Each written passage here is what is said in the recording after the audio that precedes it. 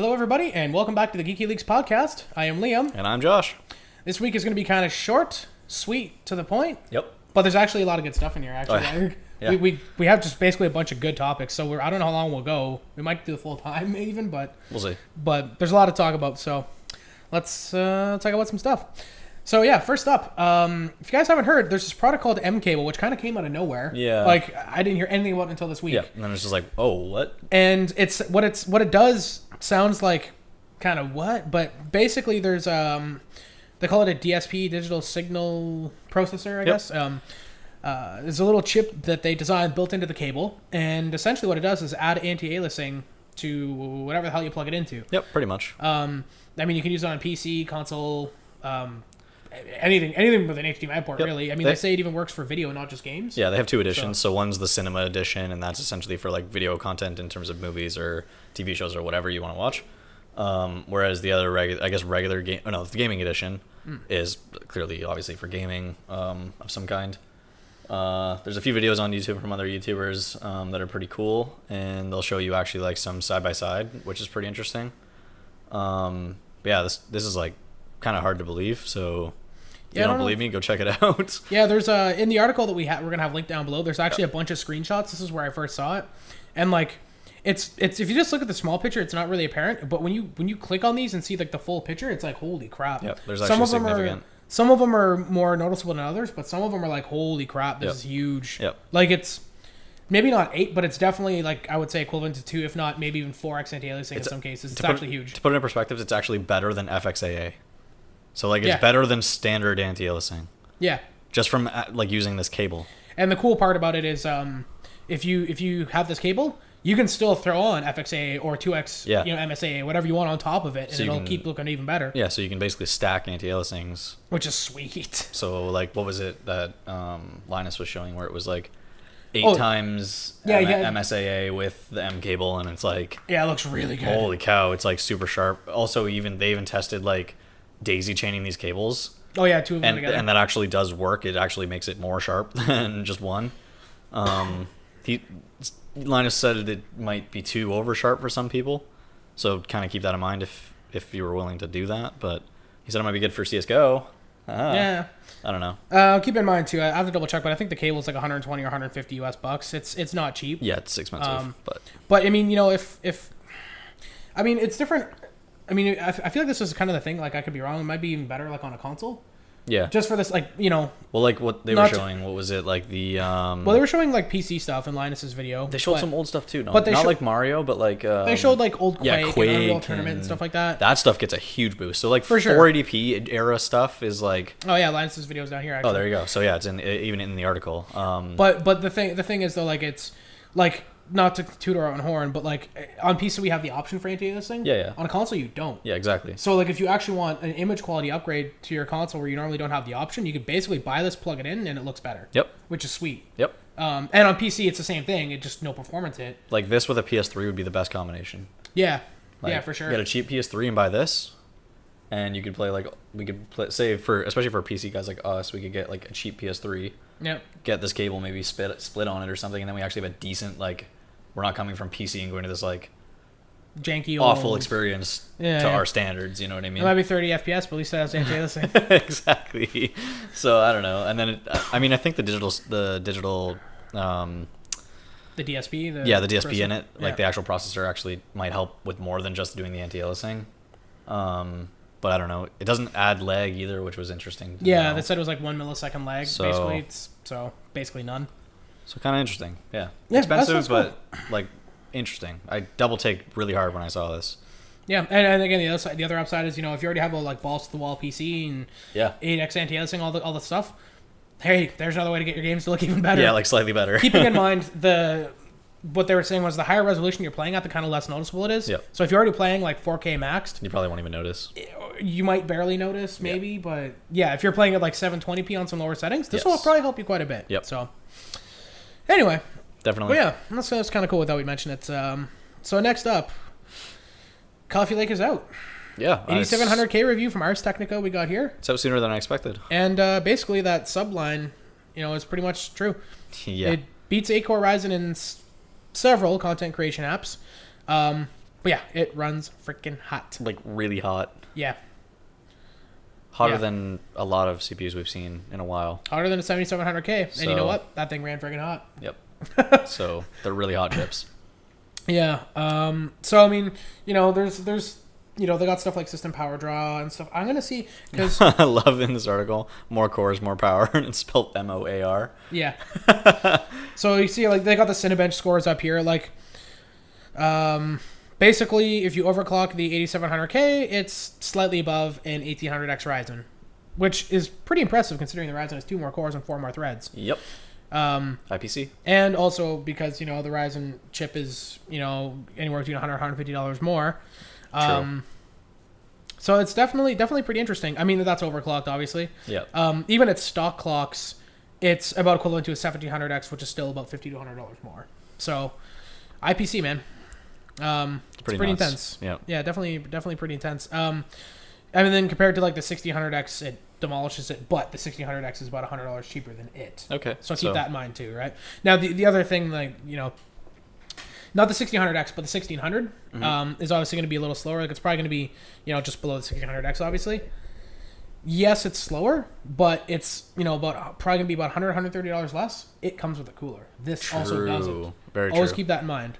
Very true. The 1800X and 1700X don't either. So you'd have to spend a little bit of money on the cooler, say $50 or something. Yeah, so it's you know, it's $100 more plus a cooler. Then again, no, you can't just spend $50 on this thing because this thing will run ridiculously hot. Yeah. So no, you're buying like a beast cooler.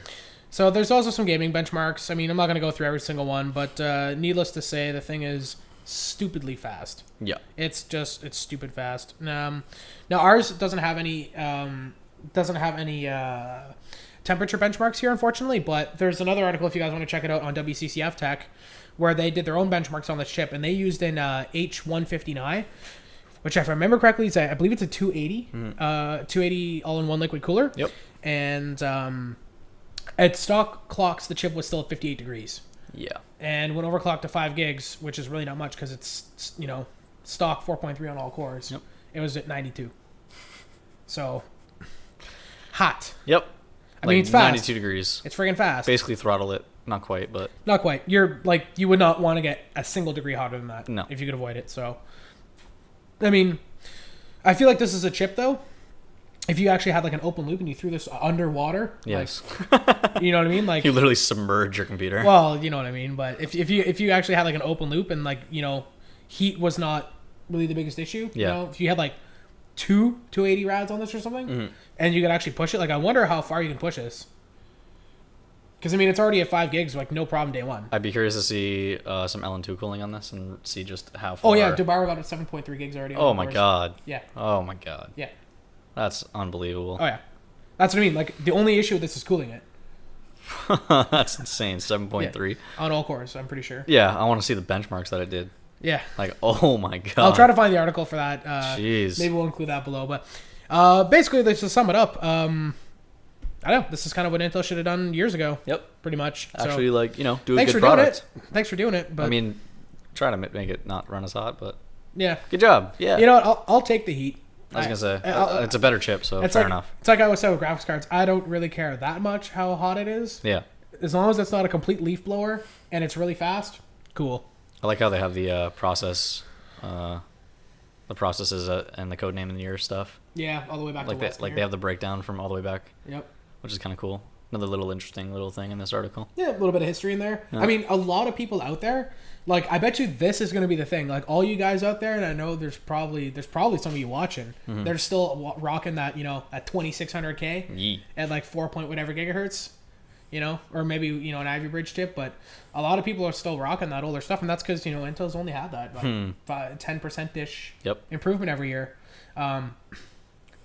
You know, and you know, I think the last couple years, like with Skylake and KB Lake, I've been kind of like, you know, if you want to upgrade, it's a decent jump finally. Yep. You know, now maybe it's, but like now I can say without any doubt, like it's time to upgrade your Sandy Bridge chips, guys. I mean, unless you're happy with it still, and that's still doing what you need to do, obviously. Then but you're fine. But if you are in any way dissatisfied with it, now would probably be the time. Yeah. Like it's, yeah. But anyway, so check out the article for all that full benchmarks and stuff. But yeah, like I said, this thing's freaking fast. So, moving on though, in case you guys haven't heard, Live under a rock. Yeah. unless you're Patrick Starr, like I said before. Pixel 2 and Pixel 2 XL are out. Yep. And they're beast. They're beast. Like really beast. The regular Pixel 2 is pretty much the same design as last year for the most part. Yep. Pixel 2 is a little different. It's a nice phone. I don't know if you want to take this one or if you want to kind of take it. Or... No. Like OLED. Thank you, Google. Yeah. Thank you, Google. Yeah, so they got that Ozone display thing going on. Thank you. Obviously, Snapdragon 835, 4 GB RAM, which would you expect. Mm-hmm. I don't know what this active edge thing is. I haven't looked into that. So that's like, I don't know if you remember the HTC, I think it was HTC. Basically, you squeeze the sides of your phone and it activates certain features. So like in this case, you squeeze the side of the Pixel and Google Assistant activates. Interesting. You can turn it off. You can change the amount of force required to do it. Okay. But yeah. Okay. I actually didn't know that was a thing. Yeah. It's kind of weird, but I don't know if I would use it, but you can turn it off if you don't want it. So. At least it's not like a Bixby button. Just saying. At least Samsung finally lets us remap that button, finally. Yeah. But like, yeah. Yeah, you need the update though. Yes. But like, at least we can finally get it. Which is hilarious. Yeah, I know. Anyway. Yeah.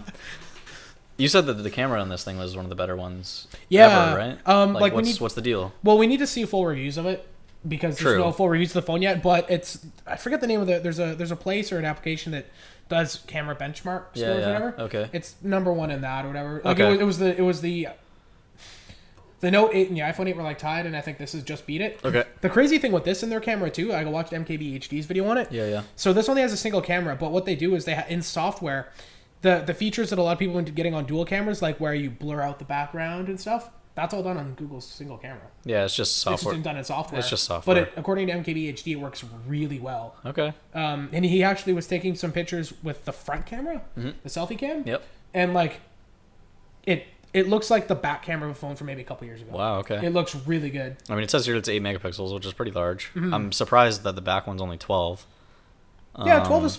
Yeah, I mean that's not like that's really high resolution. It's not that that's small. It's just I mean that's pretty much been the standard all year. All the big cameras are 12 megapixel. That's true. But yeah, it's just weird because like on mine, like this is a 16 megapixel one. Yeah, so we've actually gone down in megapixels. Yeah, like it's actually going up. It's like sensors have gotten better, but megapixels have gone down. I mean, not like 12 megapixels is small. That's more resolution you'd ever need. So I guess we should. Well, it's also waterproof. It's got IP67 rating. USB-C, obviously, and then the infamous. Then the elephant in the room. Oh my God! There's no headphone jack. No headphone jack. Like what? Which I mean, hey, like if you're somebody that uses Bluetooth headphones all the time and barely ever uses it, you might not miss it. But good news though. It comes with Type-C headphones. Yes, in the box. Yes. So and it comes with a dongle, I think, as well. Yes, you get a dongle that goes from Type-C to headphone jack, so it comes with it. So does headphones that will work for it. I'm assuming they're just earbuds. Mm-hmm. But at least you get something. Yeah, they give you something at least, but it's just kind of unfortunate. I mean, I don't like. I feel like. Like, I don't know. Like, if you're going to cut out the headphone jack, I feel like there would have to be some real good reason for it. Yeah. Because a lot of people still use it, and you can't make the argument of waterproofing. Because you can waterproof a phone with a headphone jack. Samsung waterproofs their freaking Note 8, which has a headphone jack and an S Pen. There you go. You know what I mean? So, like, you can't make that argument. You couldn't make the argument of a bigger battery because they didn't improve the batteries that much. Yeah, like, there you go. I don't know why it's not there. Yeah. It's not like the phone's this thin. They're really not that large. Like, I get it for a phone. But, yeah, we're not going any thinner, so it just doesn't make any sense. But either way, whatever. It's the way of the future, I guess. I mean, I guess if, like, I don't really ever charge my phone and listen to music at the same time, so fair enough, I guess. But, I don't know. Seems like a step backwards to me anyway, but whatever. Until we have something new that's better in some way, or Bluetooth is, like, actually really good. Well, that's one thing. They do have Bluetooth 5.0. We just need to see some Bluetooth 5.0 headphones and devices and stuff. Until I can get some Apple earbuds that aren't AirPods that, because I can't wear earbuds. Like, I hate them, so. Yeah, fair. For me, it's just, like, either big headphones or Apple earphones. So yeah, I can barely even wear big headphones anymore. Yeah, exactly. Yeah, well, I'm lucky I don't have that problem. I actually do like earbuds, so that's not a huge issue for me. But yeah, but you see the dilemma. Yeah, it's like man, headphone jack, guys. Like, come on. It's a standard. Yeah, like, I don't know. And you know what's bad when Samsung comes out with like the Note 8 and they're like, hey guys, it actually has a headphone jack. Yeah, or like changing micro USB to Type-C. Completely different story than trying to just eliminate the jack altogether. Yeah. It's not like we're like, oh, now we're just going to go to wireless charging. Everyone would get freak. Yeah. If everything went to wireless charging, everyone would freak out. Yeah. Oh, that's another thing this phone doesn't have. Wireless charging? Nope. Oh, surprising actually. Yeah, I figured it would, but Yeah. it doesn't, unfortunately. But yeah, no headphone jack, no wireless charging apparently. Good Yeah. phone though. High Yeah, specs, like OLED, like And, excellent. And one other thing that's nice too is Google's committed to, previously it was 2 years, so after support, they gave you 3 now. Sweet. Okay. So you're going to get an extra full Android update. So hey so Google, you're does gonna that get- mean my Nexus 5 gets an update or? So theoretically, you start with 8, you should get 9, 10, and 11. That's pretty beast. Theoretically. So that's pretty damn good. Yeah. Like, that's actually sweet. You're gonna be up to date. Yeah. That's for sure. Yeah. Absolutely. So that's cool. It's definitely a nice phone. They $649 US for the regular Pixel 2 and $849 for the XL. Which is actually okay pricing. It's definitely not cheap, but it's not completely outlandish. It's not an Apple phone. Yeah, actually, that's basically Apple pricing, but Really? well, yeah. I thought the top end Apple would like The top end 28 gig. The top end, no, the entry level iPhone X is $1,000. Okay. The top end one is like $1,300 or $1,200 US. Okay, that's what I'm thinking about. Yeah. I'm thinking about iPhone but like X. the iPhone 8 and 8 Yeah, Plus, oh, okay, that's okay, where they're Yeah. that's about there. I think actually the iPhone 8, I think it might be it's either $649 or $7, but That it's makes sense. basically the same. I was just thinking about iPhone X, I guess. Yeah, the iPhone X is a whole nother. I just kind of assumed it was Yeah. like the same gen. no, kind of thing, yeah, the so- iPhone X is a whole nother. Like that thing starts at 1,000. Yeah, this is our like experiment. Yeah, Essentially. I guess But yeah, we reduced the bezels, gave us another $300. Anyway, moving on. So Coolermaster has a new case. Oh my god. And it's a Cosmos. And you If guys know, anybody- yeah. anytime Coolermaster comes out with a Cosmos, it's baller. If anybody knows Cosmos series cases, they're the best of the best. Pretty much. Like there is nothing better, pretty much. So you guys can see it here. This is kind of a looking up shot of it. This thing is sweet because now, I mean, take your pick if you like it or not. But the case has RGB all over it, the outside of the case, which I'm a fan of. But I would want a static color. Like I would Yeah. set it to blue or red or something. Same. I don't like actual RGB like it's a freaking circus in there. Yeah, I'm sure if you like a clean look too, there's probably the option to just turn them off. Yes, there is. So You can turn it off as well. You don't have to use it. But yeah, you've got the dual curved tempered glass side panels on it. Which is amazing. It's got more than enough room for pretty much anything you want to put in it. You can put a 420 rad in the front, a 360 in the top, a 140 in the back, and a 240 in the bottom. Yep. So, go nuts with water cooling if you want. My biggest thing with this case, and one of the biggest reasons why I was drooling over it, honestly, is the I/O. Yeah. Because honestly, like I think that's one area where cases the last few years have really been lagging behind. Oh yeah. I mean, granted, I have an X99 system, but the thing is 3 years old, and even on that board, which is not a high-end X99 board, Yep. I still have 2 front USB 3 headers. And no cases have had that for years. This is the first case I've seen with it. I was gonna say, I think this And is it's, the only. and it's a $300 case. I think there's actually one that's come out, but I don't remember what it was. Actually, maybe the 900D. But Yeah, I think you're but, right. but that was like another $350 case. Yeah, I think But- you're right. But anyway, the point being that like very, very few cases actually have 4 front USB 3 ports. Yeah. This one actually has 4 front USB 3 and a Type C Gen 2 USB 3.1. Nice. So like, you cannot get any better. Like Yep. that's freaking sweet. They can't ask for anything else for I/O, Top notch. which is awesome. I wonder what kind of header you'd plug in that Type C port into. Oh, it's just USB-C header on a board.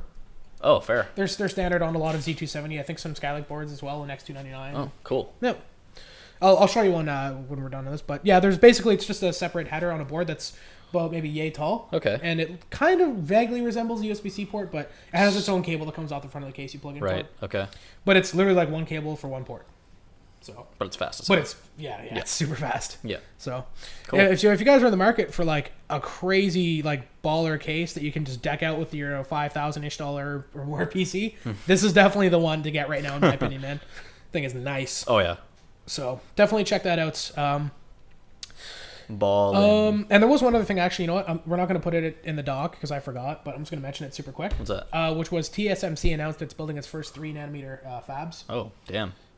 So maybe we'll do that next week. But Yeah. there's articles around the web about that if you're interested in process tech. It's pretty intense because everybody was kind of That's thinking insanely small. everybody was kind of thinking 5 nanometers is going to be about the end of silicon, but They're going to 3. apparently they're going to 3 with it's called EUV something ultraviolet. It's Fair. like extreme ultraviolet or something like that. I wonder when we're just going to move to graphene. I'm going to say within 10 years, but Yeah. I mean, I know the technology is not even close to being there yet, but I mean, hey, we're supposed to be at 5 nanometer in the next 4 or 5 years. So, jeez. Anyway, that's a discussion for another time. But I thought I'd throw that out there really quick too because I forgot to mention that. But let's talk about some gaming stuff because we actually got 2 sweet gaming articles this week. I'm so pumped about the last one. Yeah, I know. So first one is Assassin's Creed Origins. System requirements are out. Yep. And now the minimum stuff honestly is pretty much kind of what everybody expected, I think, because the 660 and the R9 270 have been like the minimum requirements for games for the last couple of years. It's realistically, honestly, if you're trying to play any modern game with anything less than a 660, and frankly, even a 660 itself, you're pushing it. Yeah. You're Depends pushing on resolution. True. I mean, they say this is the minimum requirement for 720p low. Which I would agree with. A 660 at 720 is still not completely horrible. You can play the game, but it's long in the tooth. That's all. Yep.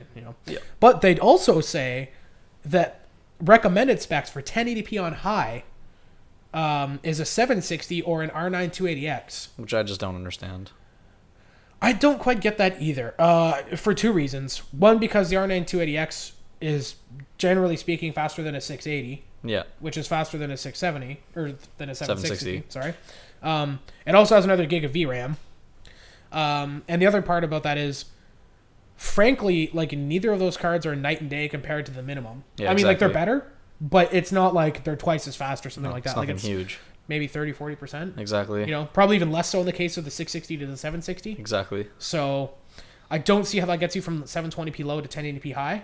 But I guess we'll see. Like we were saying before, if your engine gets me from 720p on low at a 660 to 1080p on high on a 760, I better crush this at any resolution I want with a 1070. Yeah.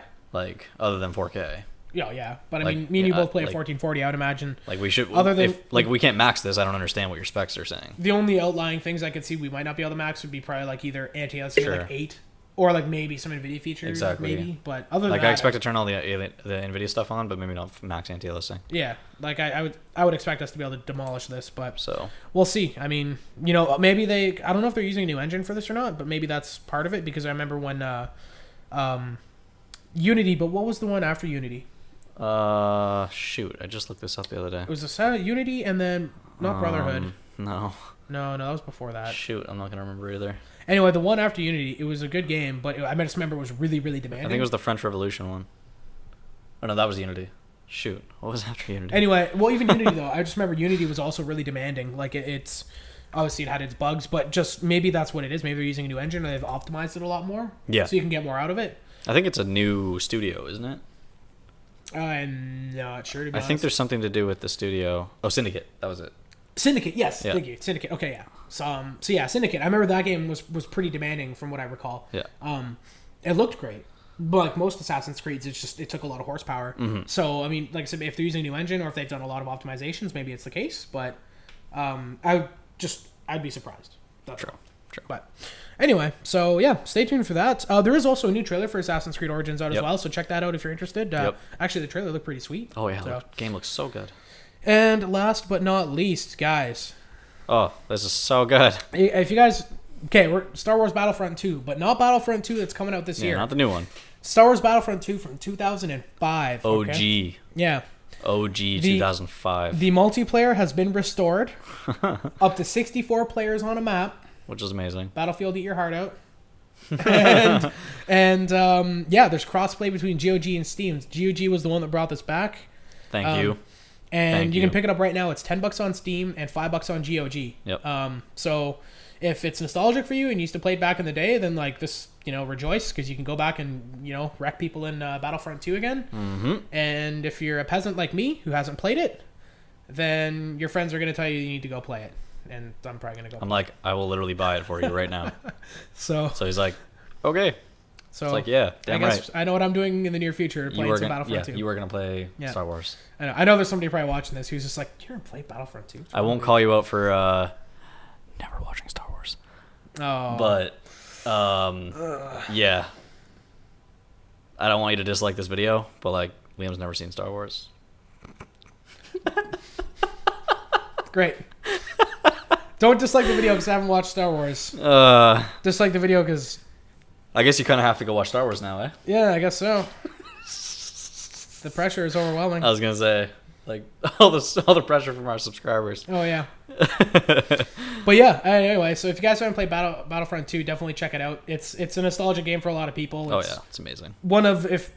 Some people would probably even argue it's one of the greatest Star Wars games that's ever come out. So literally, once we're done this, I'm probably going to start it up. So yeah, definitely go and check that out. And that's all. That's all we got for this week. Yep. So some good stuff this week. As per usual, guys, thanks for watching. Feel free to like the video. Feel free to subscribe. We do this every week. Yep. In case you hadn't noticed. So if you want to stay up to date with what's going on with us, subscribe, like the video, and feel free to share it, post it around wherever. Show your friends, whatever. And thanks for watching. We'll see you next week. Have a good one, guys.